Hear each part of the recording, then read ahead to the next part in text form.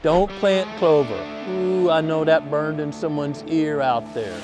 I don't plant much monoculture or just clover, even just a blend of clovers, because here at the Proving Grounds and throughout much of the whitetails range, it's gonna let me down. It's gonna get dry during the summer, and that clover is gonna just shrink up. It may come back if you get a good rain, or it may die depending on the intensity of the drought. But a great workaround that we've been using for years is have really strong annual clovers in the blend. Annual clovers give you that same protein, often more tons per acre than a perennial clover, cost less, but because they're in a blend, you get all the benefits of the other species.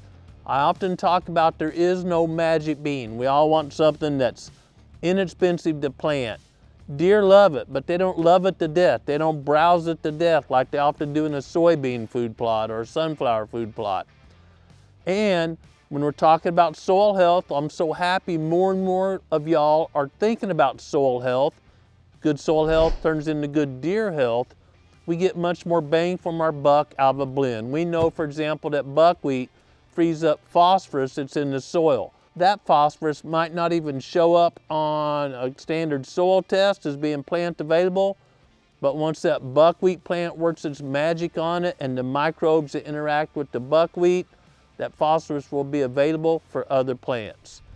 Good blends often have at least one member of 4 or more different families. Think about the grass family, milo, or in the wintertime, small grains, and broadleaf plants like buckwheat, legumes like your clovers, alfalfa, soybeans, whatever, and of course brassicas. Getting a good blend with these different families represented always gives us the most production, is more drought hardy than a single species. Yes, research backs that up, good research, and is better for the soil's health.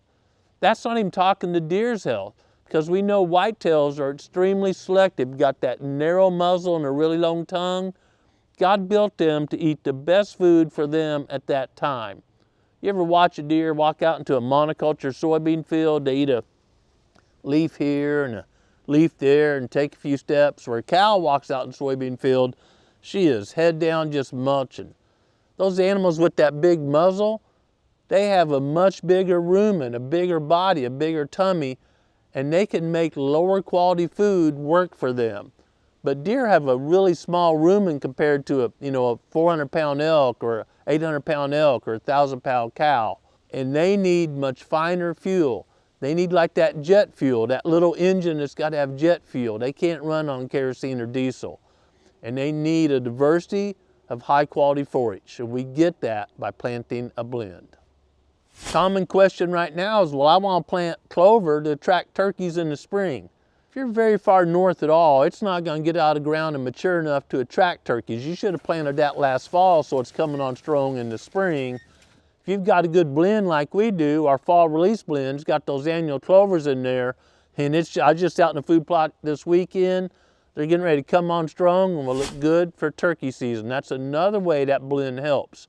Planting clovers right now, if I was going to, I'd probably be frost seeding on maybe a logging deck or somewhere I had disturbed soil, not much vegetation growing. Frost seeding works best when it doesn't have a lot of competition. You got to think about that little seed, an itty-bitty seedling, competing with the big old plant that's got an established root system once that sun comes out and those rascals start growing. So I'm not anti-clover, but clover works best as part of a blend. If you live in way northern Michigan or on the top of the Smoky Mountains where it actually rains about 80 inches a year in the top of the Smokies, clover may work pretty good for you. Most of us experience droughts during the summer, and it seems like our weather has become more intense. We get 5 inches of rain, then we're in a drought for several months. And in that cycle, clover will let you down. So as I mentioned, blends work better. I'll be planting a variety to summer release. I'm usually testing something new to get a year or two ahead of what might work or might not work for you guys. And I'm only going to plant about 1/4 inch deep because I've got some of those annual clovers in there. They can't be buried too small. The bigger seeds will work fine, and the better your soil health, the easier it is to plant, because that soil doesn't pack hard like clay or isn't just deep sands. It's actually got the right structure to it. Those seeds will work at almost any depth, but to be safe, when you got small seeds like annual clovers in there, 1/4 inch deep maximum. Hopefully you're using a no-till drill, because we know that disking always harms soil. And with the droughts we're having, we need that soil to be a sponge and hold moisture, not get hard packed and let it run off to the neighbor's property.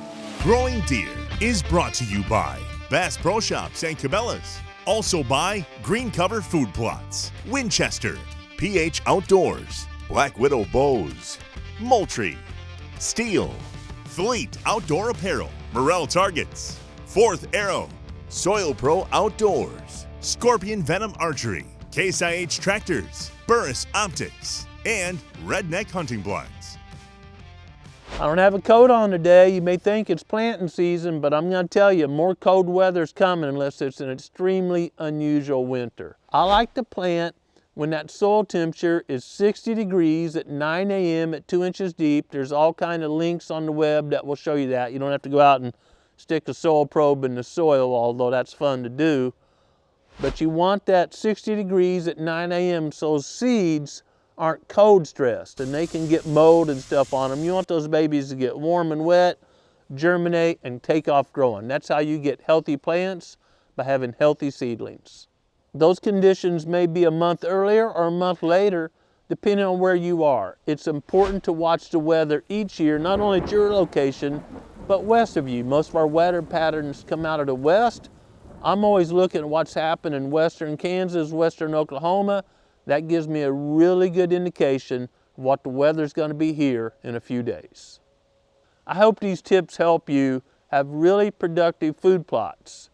I know a lot of people did not get a good doe harvest this year, especially in the South, because there was a huge acorn crop. A lot of states are already reporting a big decline in deer harvest during the past deer season. If you're in one of those areas, plant extra seed.